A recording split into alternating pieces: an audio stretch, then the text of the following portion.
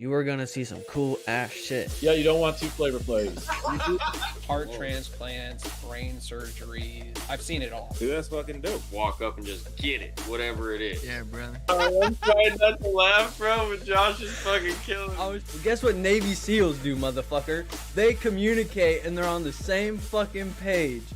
Whoa. Choppy on my end, but it's fine. We're live. Okay. All right, welcome everybody to the Happy Hoodlums podcast. We got your hosts, the Hoodlums, Kemper and Zachary in the house, and Mr. Joseph White tonight. So, welcome, Joe. For the guests, a little bit of background. Joe has lived an adventurous life and has traveled the world like no other. Seeing things from the ship. He's a salty dog, and we're here to let him tell his story with us. He's working right now, so he's cruising.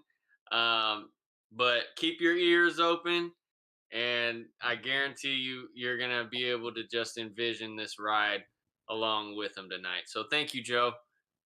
Welcome. Yeah, no problem.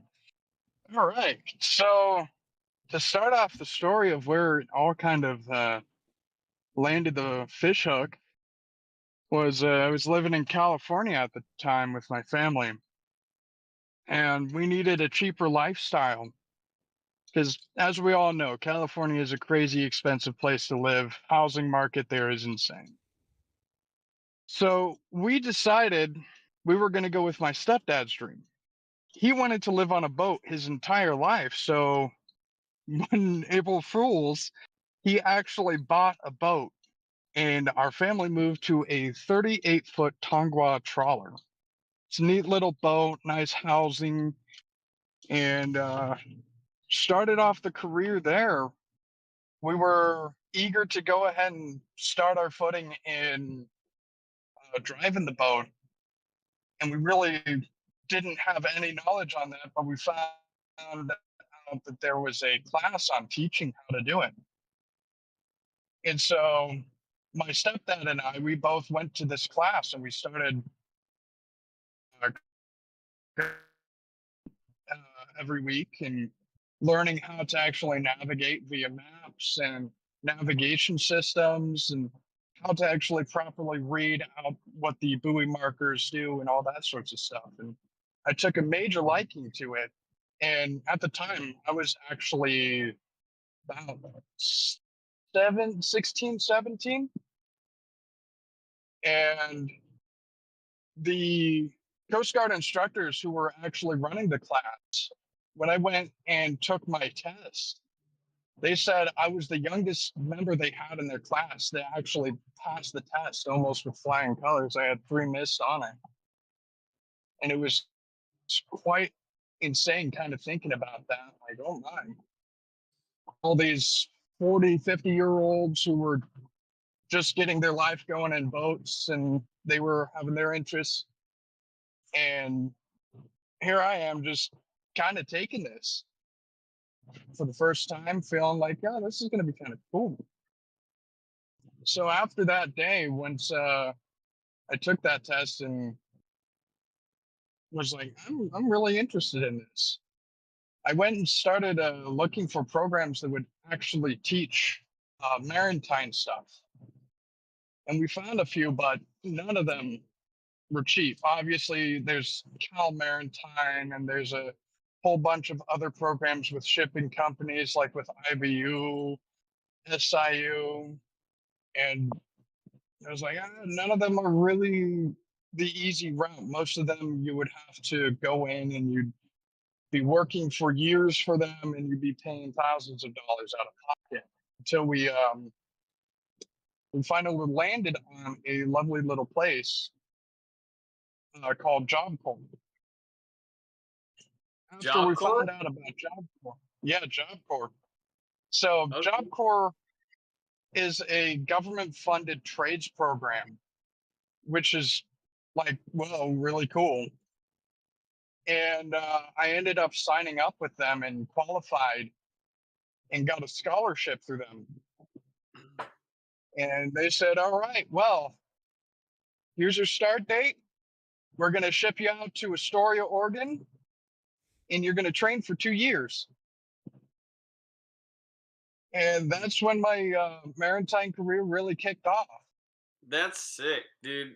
My my cousins went to Job Corps. I actually had two of them that went to Job Corps, and I think one of them got kicked out for like hitting a dude with a chair or something crazy. Like, It would be your family too to dig in.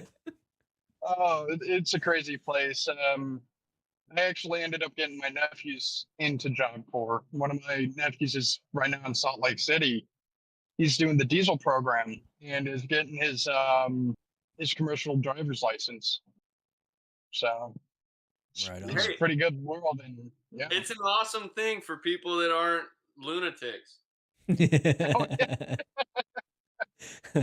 I mean, to be a mariner, I will admit you got to be a little crazy. But Yeah. there'll definitely be stories about that here pretty soon. All right, hit But it. why you kind of got to be there. But so I started doing the maritime program through Tongue Point, and I didn't realize the scale of how big this was. Once I got in, it was basically, it wasn't like one of those you sit in a classroom and you diddle around on paperwork and books and stuff. No, you get right down to the saltiness of it all. You literally hop right onto a ship and they start teaching you everything. They start teaching you how to tie up the vessels, how to clean them, how to chip paint, and just basically went straight up what's called hose piping. We all would love to have it given to us on a silver platter, but sometimes you got to be what's called that hose piper, where you work up from the very bottom and go all the way to the top. So I started learning in Job Corps on how to operate the vessel and how to properly manage crews. Over the 2 years, I did some pretty cool work bases. I in Astoria, Oregon, I worked on a nice, neat little famous ship called Tourist 2, which was a 115-year-old car carrier that was being fully refurbished. And cool enough, the local newspaper actually came over and took some quotes and pictures of the place while we were refurbishing it. But for any other salty dogs out there, some of you may know this other ship called the Salvage Chief. This was a really, really cool ship. It was very well known in the 60s and 70s for pulling entire cargo ships 900 feet long off of shoals and stuff. And I got a work base on this lovely ship, working and trying to clean it up, get it prepared so it can go back out to sea. And I got to meet some of the most amazing people on board those vessels. They had some of the greatest stories. And I still, to this day, I still got to say, one of my best instructors from that program is super old salty dog named Gino. He was a bosun mate, and he just basically taught me the ropes all the way from the bottom to the top, how to tie a knot behind my back without even looking or thinking about it. He taught me how to tugboat and how to do basically everything out there. During my What's a 2 years. bosun? So a bosun's mate actually is a person who runs the deck crew. They're the ones who maintain the ship, who fix it up, and who make sure that this vessel is in good working order. Okay. And so I was part of the bosun mate's crew when it came down to working on the ship and going underway. We would he'd take us out there onto the ships and he'd be teaching us how to properly tie up the vessel and how to run the deck winches and how to do basically anything that had to do with the deck. So it's a pretty cool experience with him. So at We ended at up, what point did you wind up living on ships? So that part was when I actually got out of the program.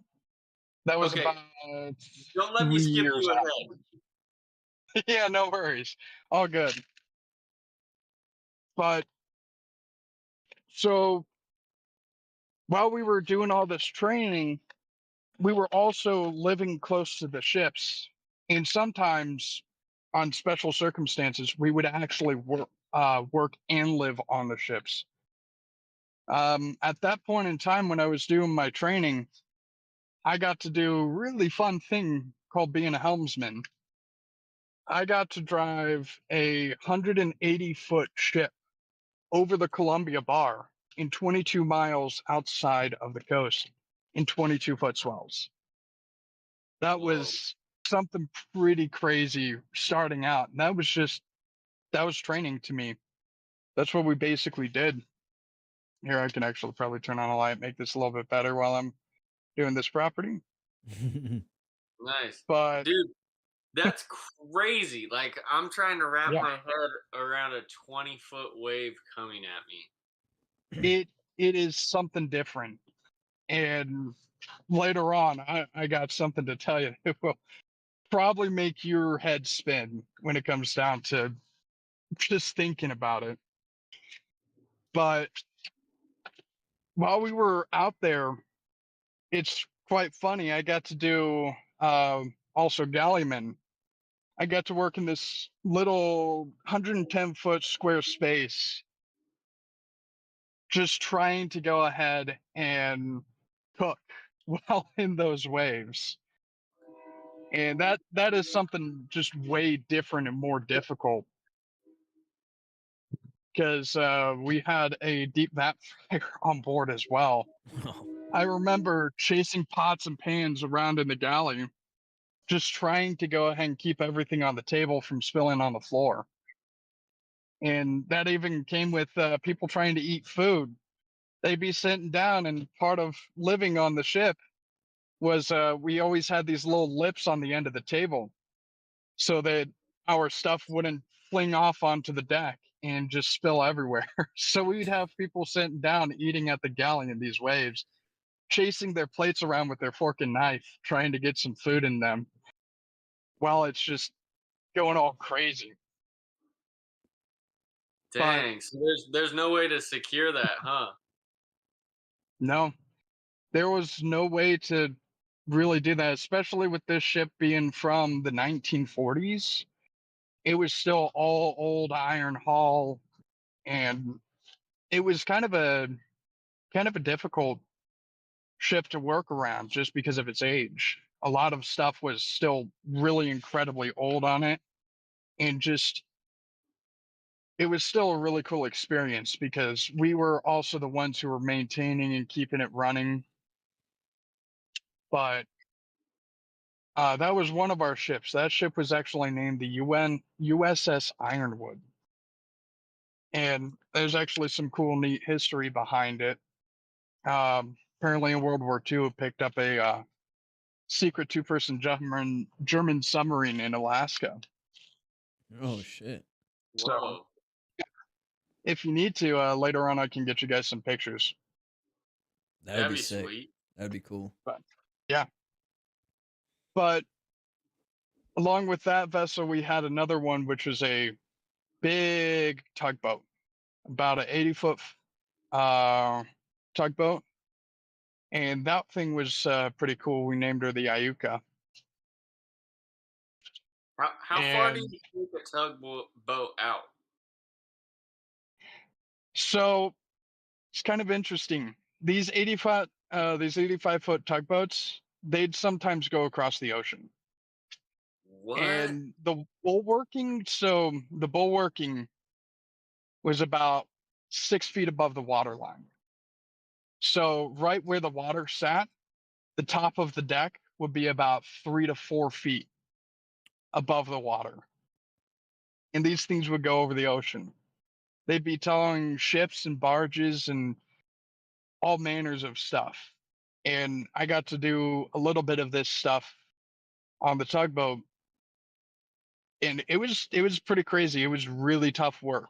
It's very dangerous of what we were doing, but it was just standard lifestyle for someone who worked on tugboats. We trained with tying up barges and towing barges to places. And we'd also tie up the tugboat in very specific ways, especially with some of our vessels when we tied them alongside it and tow it alongside. It would be really dangerous because we'd be working with these massive, thick, about foot thick lines that would be under immense amount of tension. And this was just training for us. This is, that was life. We kind of just hopped right to it and just started doing this stuff without any forethought. So how many tugboats does it take to get across like an ocean? Well, it depends on what you're towing. If you're towing about 1,000-foot ship, could take one or two. Sometimes if you're working with something lighter, it's just one. And it could be taking weeks to get across the ocean. Damn. So So how do they keep water from getting out of that boat, out of the back of keep the doors closed. it? That's literally so. It's literally the only thing you can do is keep the vents and doors closed. That's it. And then hope that nobody is dumb enough to leave one of those doors open. Because the rear deck, was right where the main house actually met with the engine room. And if you open up that door, you're walking over the engine room. And the crazy part about this is tugboats are all below water.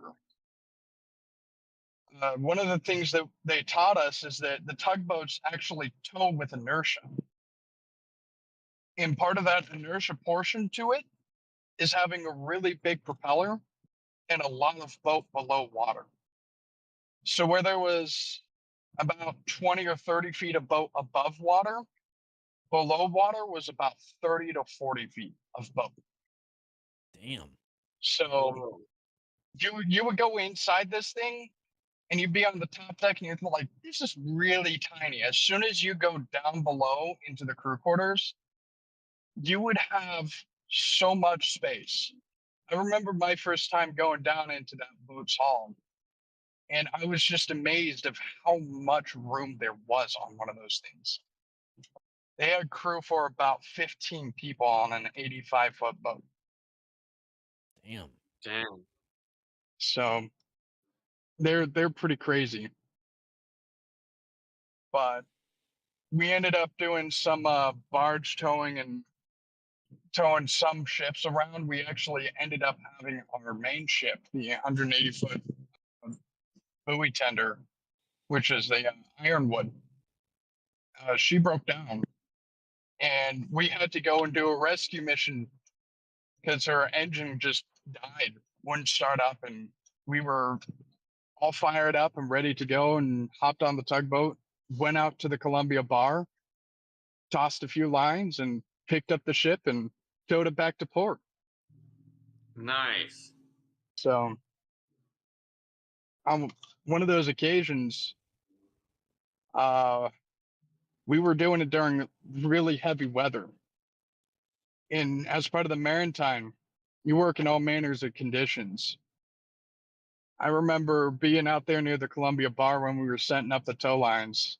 It was raining sideways, 20-knot winds, and if you want the conversion measurement, that'd be about 25 miles an hour of wind with hail and sleet going sideways straight into your face. Most uncomfortable feeling ever. And you cannot get out away from that post. You got to go ahead and stand there, do your job. Fuck. Dang. But Embrace Okay, the so- suck, right? oh my God, you have no idea. It sucked horribly. My hands were turning ice white, freezing cold. Damn. I kind of just like So- picture it as like Deadliest Catch almost. Just massive Pretty waves much. hitting the boat Picture, and yeah, shit. exactly that way. Exactly that way.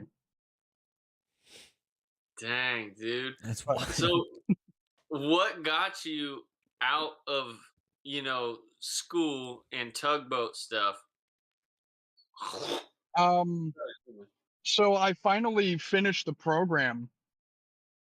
After doing 2 years, I learned how to drive the ship, maintain the ship, and run the ship. And so after I finished up there, I finally transported back over to California where my family still was.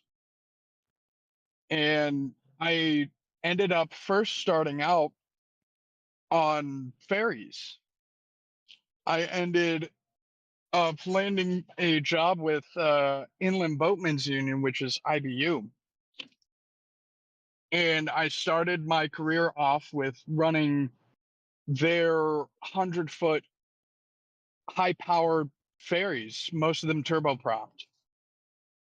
And I would go ahead and be ferrying passengers across the San Francisco Bay for 10 hours a day, almost every single day, running at 30 to 40 miles an hour across the bay on this super high tech, really neat ferry. And one of the cool things that I would do in the morning is that I always started out early in the morning, and I would finish up at the very end of the day. I would be the guy who would go down below and I'd start up the vessel. I'd turn on the engines and make sure that all the sea pumps are working, all the hydraulic systems were turned on. And then we'd start off the day, do a little bit of cleaning on board, and 6 a.m. make landing over at Alameda and pick up a bunch of passengers, go over to Oakland, and then straight shot over to San Francisco. Dang. So, are And people making that commute like daily? Because I know yeah, when, like my family, my mom's from New York, and I remember being a kid going to like Manhattan, or like another time I was on a ferry was going to like British Columbia, going over, yeah, and I was like thinking about it more in New York is different because there's certain people that are doing this like daily. oh, It's right. not, yeah. Yeah. That's a So it trip. was those were daily commuters. So we would do this all day long. We'd pick up people, take them over to San Francisco. When it came to lunchtime, we'd sit down, we'd have lunch, and then we run a couple uh, commuter services back and forth until it was time to go back and pick up all the people who were coming home from work. And the nice thing is, it was about $7 to grab a ticket and go across the bay, go to San Francisco one way. Dang, Some people that's had way cheaper than I would think. yeah, no. I mean, these ferries basically paid themselves off within the first, couple years of actually having them. And I ended up working on the latest and the greatest, brand new, and I've worked on the oldest as well. What were And some my of the God, that thing differences was in that? so. Some of the distances we only stayed inner bay. So, I mean, if you counted up the amount of times you did across the bay back and forth, did about a couple 100 miles every day on Okay. water. I was asking like what's the differences between them. So I guess Oh, distance the is a good differences. place to be like. So how Oh, the how far different. could you Yeah. go with an old one versus a new one? Uh, so the older ones are just they're a little more groggy and tough to kind of get driving around because the age of them they don't go as fast as the new turboprops. At, But at what point were you like, this is boring as shit, man? I'm on a fucking ferry. I was just doing deadly as cats shit. Now I'm on a ferry. Is that what well, happened? so no, I actually did about 2 years of the ferry stuff, but on the side, I was also doing a small towboat service, and I was doing small vessel towing all over that bay. And we ended up actually running about 35, 40-foot towboats. And that's where I have a good deal of stories. One of my first jobs with them, I was on this old dual prop Cummins diesel boat and could hear that thing rumbling down the way about a mile away. You could hear that thing coming up the river. And we would run out to people who either ran aground or ran out of gas, which was about the most common ones, towing across the bay just in general to get to a new slip. And sometimes we'd even do rescue operations. I actually aided in a rescue operation for a couple people. We had a couple years of really bad storms up in San Francisco that ended up taking a few people's boats. And one of them, we were towing out to a certain area and we got an emergency call over the radio from the Coast Guard. And we were way up by Sausalito and we got a call out that a small sailboat, about a 15-foot sailboat with two people on it, caught a bad wind and actually got pushed into an old decommissioned and really bad shaped dock. And they got slammed into it and got trapped. And we ended up taking our tow right there. We cut them loose and had them drop their anchor. And we immediately rushed out to the location in 15 to 20 knot winds. And we were just getting hammered by small waves in this tiny little 35-foot skiff. We had basically a rib boat. And we pulled up alongside. And I was the crazy little son of a gun who ended up jumping off of our boat in this heavy winds and jumping onto the person's boat, cutting the lines loose from the really bad shaped dock. And we pulled those two people back over to our boat, tied a line off, and started towing it back over to Sausalito. So you saved their boat too, not just them. Saved them and their boat, yeah. And there was a couple times where I almost fell off of that thing and went into the water in between both boats. And if both of them came together, I would have gotten crushed. But that never happened, and I never told my mom that one. At any point, did you look at them and go, "What the fuck were you thinking?" Oh yeah, we definitely turned to them and was like, okay, so we got you guys saved. If you guys don't have insurance through us, well, it's gonna be a little expensive, but you guys weren't supposed to be out today. It was a wind advisory. And they're like, yeah, we know, we're experienced, but we thought we could brave it and didn't really get that far. Was it a dude and a chick or like a dude and a dude? Just Yeah, a it was bro? a dude and a chick. All It was right, a dude yeah. and a chick. It was a guy and his wife. And you could definitely tell that she was not happy with him. That was a shit He date. convinced her. Oh yeah, no, it was a real shit date because he convinced them to go out there and do that day. And it was like, oh God, why were you guys doing this? Oh yeah, we thought it would be fun. He didn't get laid that day. I can tell you No. that much. Oh, He had to wait a little bit. That was Yeah, I think she had him on a short leash at that point in time afterwards for about a couple weeks. yeah. Going to fucking kill us? I had another guy. I don't know what it is, but nobody checks their gas tank before they leave the dock. No. We had this one guy who went outside the San Francisco bar and went 15 miles up the coast.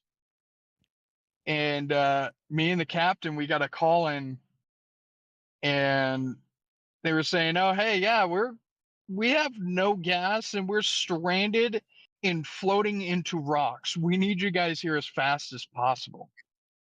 So another captain and his crew came up with a very small but very fast boat, tiny little 15-foot rib boat. And the cabin was barely big enough to fit both of us sitting behind the glass. And we swapped out to that boat, and they tossed on a couple gas cans onto us. And we ended up rocketing out of the bar, going 40 to 50 miles an hour on the water on this tiny little skiff. And we took out, once we got past the breakwaters, we went up the coast and we finally found this guy. And it was about 100 feet offshore of just a horrible rocky shore that would have ended up destroying his boat. We finally made our way up there, got alongside him, and I ended up having to refuel his boat while we went and did a whole bunch of paperwork. And here I am leaning over this tiny, tiny, tiny little railing that barely even comes up to my stomach, trying to hold a 20-gallon diesel canister, trying to pour it into the vessel with his gas cap being on the outside. And if I dropped this gas can, it would have gone into the water and the Coast Guard would have gotten all over our case and completely destroyed us with fines. And Well, this entire time I'm fueling up, the boat's just rocking side to side. it's a good I'm thing just you're holding on for big, dear life. because 20 gallons, like, That's big as side fuck. note, he's big as shit. Yeah. Okay, like he's sitting in a car right now, but thank God he's a big dude, because 20 gallons, like, dude, I know what it's like carrying 5 gallons of It water, was being like, damn, when you it's got to heavy. carry 10 gallons, 5 and 5, you were like, fucking Yeah. Yeah, dude. dude. Well, it wasn't, so we ended up having to do 20 gallons to him, but it was multiple 5-gallon canisters. Oh, I gotcha, should Okay. probably gotcha. specify that. I Yes. thought you But were like with the parameters, oh man, no. fucking A oil 20-gallon drum. I don't think can. I could have. Yeah, just an oil drum hole. No, that would have been insane. I could have never done that. I would have dropped that entire thing in. But Like farmer we strength. ended up, I had to spend 30 minutes in the most uncomfortable position trying to fuel up his vessel. And it was just, it was beautiful day, bad weather. It was really weird that the waves were just coming in as hard as they were. We were getting 5-10 foot swells, and I'm just trying to hold this 5-gallon canister with about 2 feet of space to stand on, filling up his vessel, almost falling Dude, in about 3 times. Oh, see, you said something that's like hard for me to wrap my brain around, and it's gonna kind of segue into this next part of when you Yeah. went international, because I know you've Oh, gone all over the place, that was, and I want to get into yeah. that. Oh, yeah, But definitely. uh, you said it was a nice day, but terrible conditions. That's Yeah. Which so. is, I would have been that dude taking his chick on a date, because I would have been like, it's fucking beautiful. And then and I'm not thinking about my gas at the dock, because I'm like, I'm on a boat, bitch. I don't come back. oh, I'm going. hey, I just like, oh man, it's fun. Fuck it, we're gonna go out. We're gonna have fun. We're gonna go and slam some waves. Oh, we're out of gas. Like Yeah. 90% of our calls were actually gas related, which is really funny. that's wild. That's embarrassing to the boating community. So that someone's gonna have a It PTA is. meeting, some shit. I don't know what's going That, on, but how'd you so wind that up was going like international? so after doing 2 years of that small tugboat tow and stuff, and after I ended up saving a lady's life as well out there. Um, Whoa, hold on. That's a story. yeah, yeah, that's the story. So we were doing a tow up in Sausalito, which is the Italian section of San Francisco, which is across the Golden Gate Bridge. We finished up a tow, and we were just getting to twilight hours, which is where the sun is just hitting the horizon and it's starting to get dark all over the area. And when we were making our way back out, we ended up having another boat pass by us. And at this place in Sausalito, there are a bunch of these houseboats, which are literally houses on boats. They just basically removed most of the top of the boat and put a house on it. And I noticed someone struggling on one of them. They fell off of it and were trying their hardest to hold on. And I caught it out of the corner of my eye and took a second take. And I was like, wait, hold on. That doesn't look right. I immediately nudged my captain. I was like, hey, I see someone who looks like they're struggling. And right at that point in time, we were both like, gotta go save them. So we went ahead and we immediately disregarded the wake rule, which is about 5 miles an hour. We sped over to the person and we noticed it was a really old lady. She was like 75 in freezing cold water, barely holding on to the side of her boat and basically close to death. We immediately got her unstuck and brought her on board of our small boat.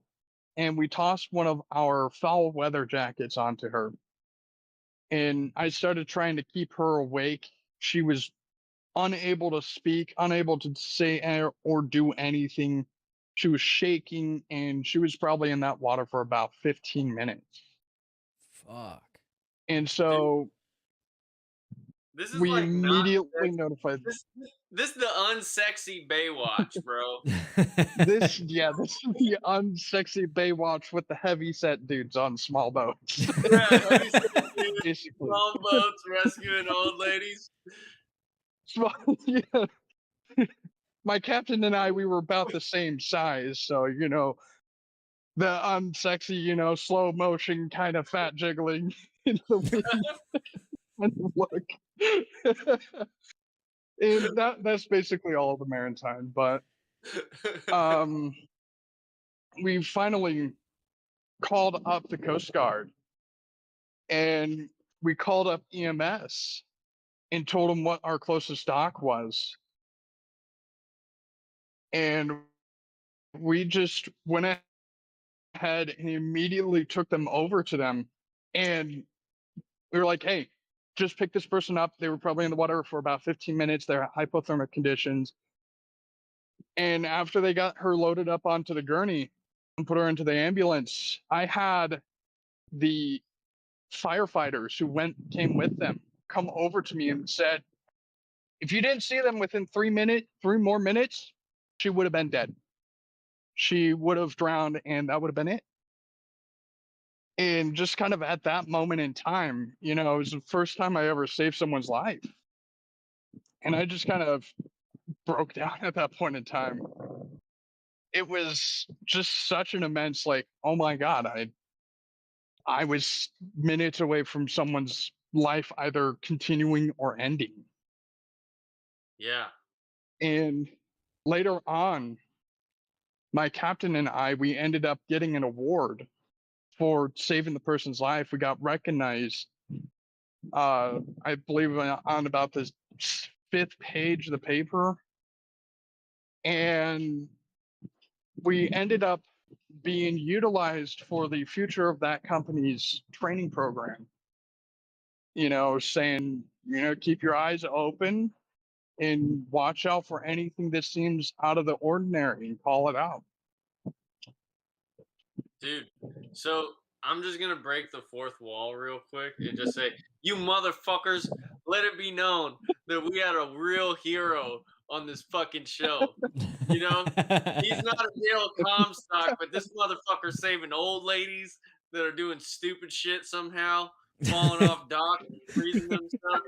So just know, training protocol, when you leave the bay and someone saves you because you forgot to look at your gas tank, you had a few too many natty ices and thought that you could get away with some lovely dates in terrible conditions on beautiful days. All right, you just think of this man. because you better hope that someone Thank you. came from this program that this hero has made. All right, He's answering the fucking call. he is, but I'm not here. I'm anymore. call in. Motherfucker, shit rolls downhill. Someone else got to get him now. So how'd you wind up? How'd Yeah. you wind up overseas, and where are the coolest places you've been, man? Give us some cool Oh international man. sea stories, brother. All right. It's time to get into the salty stuff, the real deep salty stuff. Oh no. So after living in California for this last 2 years, I ended up moving up to Oregon. And I was still looking for ways to further my maritime career. And so my parents and I, we were looking at this stuff and we were like, oh, hey, let's go ahead and check out Sailors International Union, SIU. We ended up checking up with them and I ended up saying, all right, fuck it. I'm going to sign up and we're going to go ahead and have a ball. I signed up and I went to their union hall to go ahead and get a job for 2 weeks. In my second week there, I had an opportunity that made me nervous, but also very excited. Nervous being that I would be away from home for 4 months for the first time in a while. And this run was going off of the East Coast, going over to the Western coast of Europe. I grabbed the job and it was a giant car carrier. And this thing was actually pretty interesting and gave me some good stories. We ended up traveling from Brunswick, Virginia, and went to Belgium, Poland, Germany, England, Morocco, Africa. And we even hit up Mexico as well. The furthest we went up the coast was on the East Coast was Baltimore. So for the first time ever, I got to see a lot of the East Coast. And then I got to go to other countries while working and not paying a single dime to go across seas. And it was such an amazing experience because the first few times we were transporting super expensive fine cars. We transported Mercedes, we transported a bunch of Jaguars, Aston Martins as well. We did shiploads of Range Rovers, and it was really cool. But some of the Hey, coolest ones that I ever got to do was tractors and military equipment. whoa, All right, right on. Yeah. that's cool. How were the living conditions on the boat? Because it's got to be a huge boat. Was it kind of luxurious, or were you, No. like prison No, this bunking boat was so at the time I was about 22. I was a year older than that ship. It it? was an old ship and it was tiny quarters. I literally had about a 6 foot wide space and about 20 feet long. That was my entire life for 5.5 months. I did 166 days on this ship, and every Damn. single one of those worked. Yeah. Um, ended up, I said, I'm going to stay on this ship for a little while. And had some good memories, definitely. Got some was funny it ones from it too. But was it yeah. trippier or like more serene being there, like being on a ship at night or during the day, like looking out Oh at yeah. the ocean and stuff? So it was crazy for both sides because one of them was I was night watch. So I would sit up on the bridge while we were transiting for 2 weeks across the ocean. And all I would see for 2 weeks, pitch black, nothing. I get the moonlight every now and then, but nothing. I'd feel the soft swells of the waves for 8 hours a night, and we'd be traveling, and I just feel the rumble of the ship, that soft waves, the pitch black.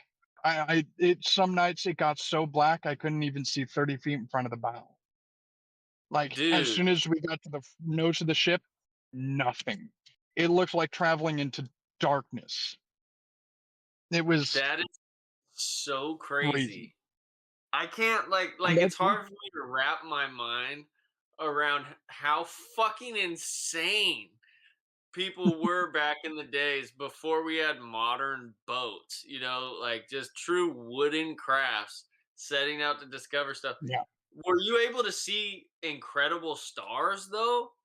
Oh yes. No. Meteor showers were common, very common out there. I'd see shooting stars. Some nights I would go out onto the bridge wing and feel the really cold breeze just washing over my face and listening to the waves crash from the bow. And I just look up and I'd see the entire Milky Way galaxy. It was the clearest it could ever be. You could see everything in the sky. It was amazing. That was about one of the coolest parts. I wish I could get pictures of it, but phone cameras. Yeah.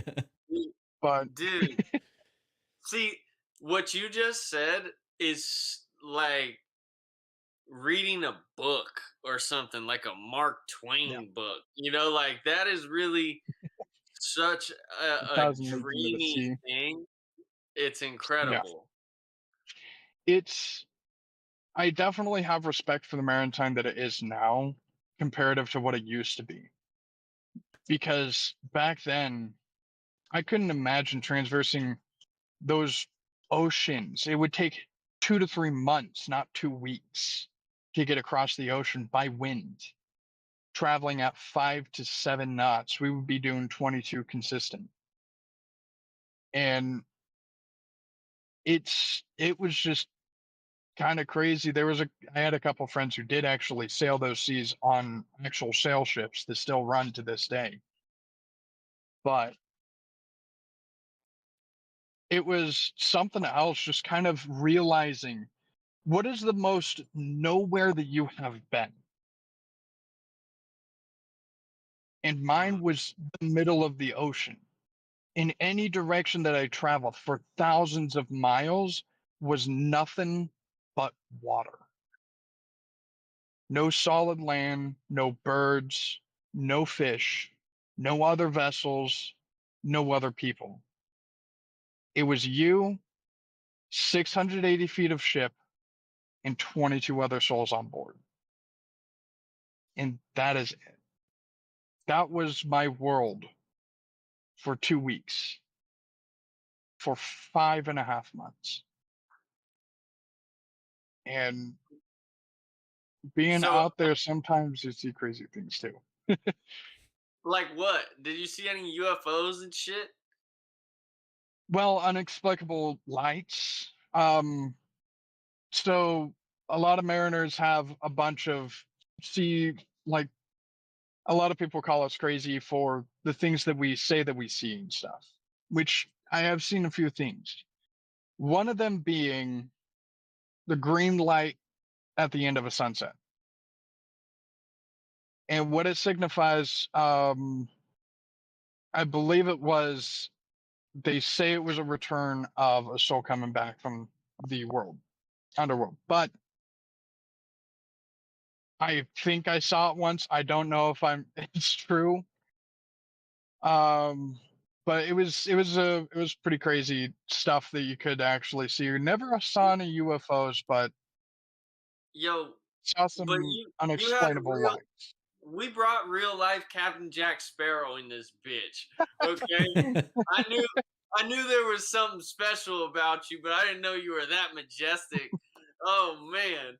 It- Okay. Yeah, I'm down with Pirates of the Caribbean, so I'm I'm yeah. totally on board. So that's something that was pretty cool that they actually brought up in Pirates of the Caribbean, is they did bring some old sailor lore in.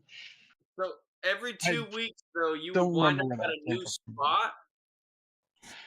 Every 2 weeks would be traveling over to the European coast, and then we Mhm. travel up the coast, dropping off and picking up equipment, and then it'd be a week up the coast, then it'd be 2 weeks back over, and a week down or up the coast, then it'd be 2 weeks back over.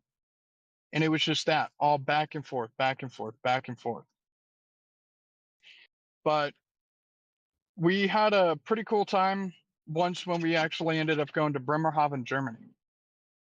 We transited up to Southampton, England, and we dropped off our entire load of equipment. We had a whole bunch of cars that we were just dropping off from Mexico. And once we offloaded everything there and at Bremerhaven, Germany, we then were ordered to drop lines and go to the military dock. And kind of the cool thing that they had there, I don't know how much of this I can really say, but they had a giant barge that was kind of covering and making it so the public can't see all the military equipment.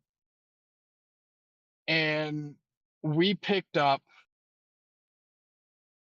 an entire shipload of tanks, armored personnel carriers, um, Bradleys, just everything that you could think of that was armor related. We were picking it up. And we filled our entire ship from the bottom all the way to the very top completely with military cargo, crates of mysterious stuff, crates of chemicals or ammunition. It was just, we were unloading this stuff. And I actually got a picture of me hanging off of the muzzle brake of one of these howitzers that we loaded onto the ship. I Dude, I think I can send it I, to w- you I guys so you guys can see this.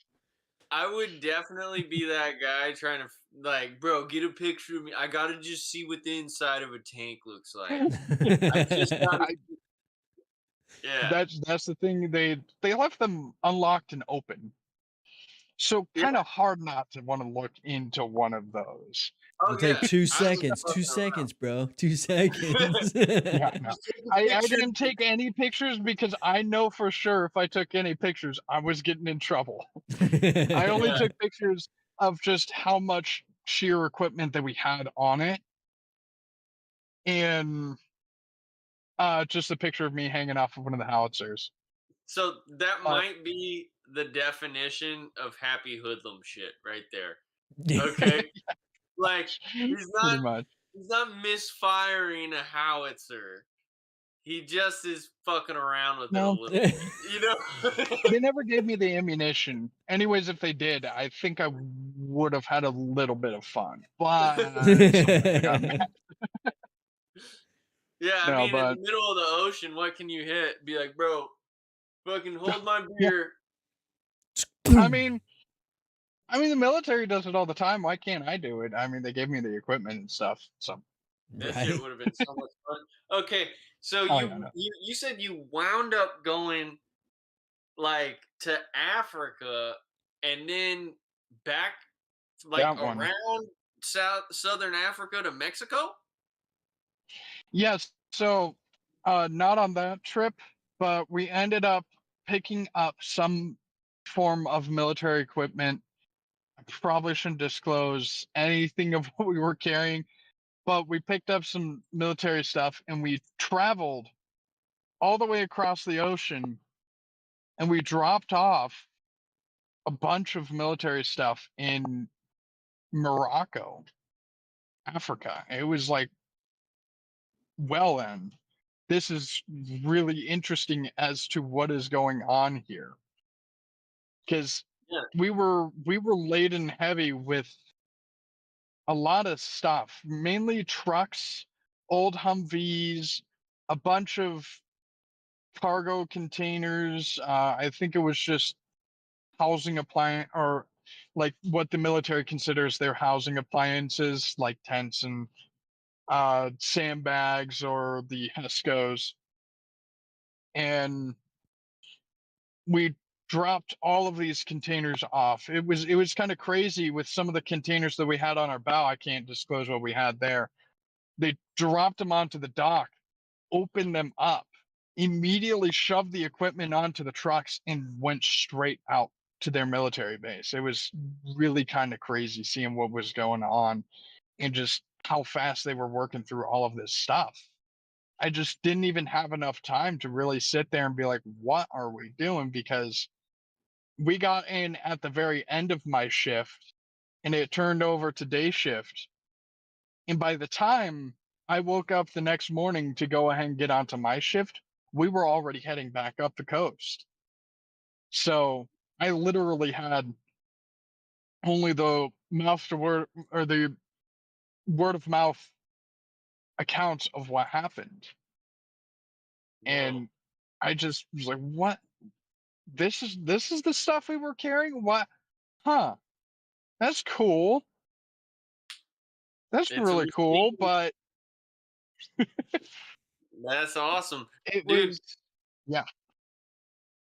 wow. So, you know what trips me out so much is like I would be I'm not the dude for captain of the ship, and I'll say this right now because A, I'd be fucking with people, and B, 100%, I'd be like, how much fuel do we have? Every 2 seconds. I would be so tripped out about that. I would have been like, we need some fucking pirate sails just in case. Oh. And a So shitload of guns. I don't care what. But this is not Captain Phillips bullshit going on here, okay? oh yeah, We're no. not waiting on the So Navy. I will fuck up some pirates, and I can't wait to do. If the opportunity presents itself, I'm excited to fuck up some pirates, bro. Like yeah. that was what I wanted to do. Like when I was looking at like military stuff, I was Well, like, Marine Raiders would be we never so ended up dope. actually traveling to the area. Oh yeah, no. You ever have any Oh, run-ins with the they military in that capacity? they really hit hard. Those Marine Raiders, they're kind of crazy guys. Mm-hmm. Actually, yes, that's on the next shift. Quickly, um, after we did a few of those, we ended up having a 6-day period of time where we got locked up in Germany because of the second wave of COVID. And that put us in really bad timing with we got loaded on from Germany, Belgium. We went over to Southampton, England, and we immediately loaded up as fast as we could because we had word of really bad weather conditions getting worse because it's the upper hemisphere that we were traveling over. And usually the Atlantic Ocean during wintertime is weather system. So we finally got loaded up and where the big superstitions really came into play, where we said, man, we got some bad luck on our tail. Not even 3 hours away from the shores of England, we had a car fire start on board the vessel. And this was 4 hours after I went to sleep. And I got to wake up to my shipmate slamming on my door saying, hey, White, hey, White, hey, White, wake up. We got a fire. It's like, oh, shit, I really hope this is a fucking drill. And I hear the captain calling over comms while ringing the general alarm saying, this is not a drill. This is not a drill. Fire, fire, fire. Uh, I may have to do something with my job here in a moment. That's okay. Please do. Hold on. I am sorry to pause, Oh, you're good, dude. but We're I about do to have see to a go mute. real hero in action. Yep. Oh, they're walking out of here. Well, But so we got the call out of fire, fire, fire. And once the general alarm rang and the captain started speaking over the comms, hey, we have a fire on board on O1 deck. We need fire team 1 and 2 to immediately dispatch. And I was part of fire team 1. And I have a picture of me fully dressed up in my gear that I could also send over. And my God, that was not a good night. I ended up running down there fully geared up, head to toe in firefighter gear. I have my SCBA self-contained breathing apparatus on. You know what how the firefighters look when they go and fight? That's how I looked. And I am running down there with a fire hose in hand. And we get into O1 and I just feel the absolute fear running through me. I feel like I'm about to throw up in my mask. And we get down there, it's smoky, it's hazy, could barely see anything. And it turns out we had an incredibly lucky break. There was the bosun was there with another shipmate, and they already put the fire out. And I was like, oh my God, thank God. Because the worst thing on a car carrier to have is a car fire, because that fire spreads in 5 minutes, 680 feet. Because of all the cars have oil, gasoline, they're filled with cars that have all these everything. And I've seen some really nasty pictures of aftermaths of cars that caught on fire on one of these ships. And the entire thing, it looks like a post-apocalyptic world that got hit by a nuke. And that almost happened to us. And we are 2 hours away from the nearest help. Nobody out there but us to actually save the ship and save our lives. And once we got that all contained, I had the fun job of fire watch. And I got to stand for 4 hours during the time that I was supposed to be sleeping, watching the bottom deck to make sure that no fire reflashed or burned through how the hell did it to start? start other fires. Were people smoking joints in the freaking car? They're in the Aston Martin. No, it was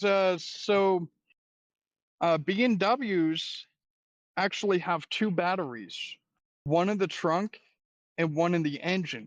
And part of the procedure of tying these cars up and prepping them for seabound expeditions or any of that sorts of stuff, the batteries are supposed to be disconnected.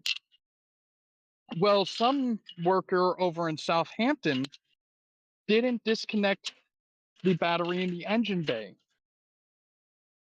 And so that battery ended up catching on fire and starting a fire. Oh, And Dude, it was just like, oh God, this could have been horrible, but we're alive. We're okay. it's interesting that you said, like, at the beginning of this story, that in so many words, basically, that, like, everybody on the seas is, like, a little bit superstitious, but it seems like they also have fucking good luck. So I don't understand what it is about Pirates of the Caribbean. Some people do. They nailed it. I I think They, Disney knows everything there is to know about pirates. I would actually say that um, their superstitions that they actually play on, everything that they got from that movie, most of it came from actual sea stories, actual sea superstitions. Like one of the things, knocking on wood is our big thing. And part of our saying of why knocking on wood is a huge thing is back in the old days, it was believed that these ships would always have the spirit of sailors who passed before you in them. And those spirits always carry good luck. And part of, if you say something that would be considered, oh, you're going to jinx us, oh, you're going to, make us sink, or you're going to have us in a really bad position, knock on wood right now. And that would release the spirits and would kind of make it, go away. It would not give you bad juju. So part of what my bosun did, he had me always carry 3 things on me all the time: a piece of wood, a long piece of line about 6 feet, and a pair of pliers or lockjaws. And he'd always have me carrying those everywhere I went. Well, that's One of them, you say something that might, jinx you into bad luck, you got the piece of wood. You got to tie something, you got the line, and got to break a bolt loose, you got the pliers. 3 equipment that you always need on a ship. huh. That's awesome. All right. Well, shit, man. I don't want to take up too much of your time. You've been killing it on these like salty dog sea stories. I gotta say, this is one of the like best, like most surprising episodes, because all I knew is when I met you, I was like, this dude's cool. And then we started talking, I was Yeah. like, what? I was like, sea stories. I was like, that's straight up like adventure time. That's calling me right away. I want to find out more about this. And you have not Yeah. disappointed at all. You have an Thank you. incredible life, and Thank you. I think it's awesome that the memories that you've made are certainly going to last a lifetime for you, and other people can't even Almost fathom definitely. what you're saying. Oh, definitely. Sometimes, like the pictures can't even paint that picture like your mind would. Oh, yeah, no. But I guess before we close, what are some lessons that you learned through your journey of the high seas, and that you'll take with you everywhere in life? And B, where are you going? Um, Lessons that I learned from the seas. Uh, Most definitely watch where you step. Because anywhere that you step on board those ships can always be your last step. I have experienced one of those moments where we had 2 weeks of foul weather coming across from Southampton. It was 22-foot swells for 2 weeks straight. And What? I have had, yes, 22-foot swells for 2 weeks. And definitely had a moment in time where I have almost stepped on the wrong side of something, or walked in between a piece of equipment that almost fell on top of me. And that also comes from my other ship, the Vadim KR Wheeler, which is an active military ship right now still. I have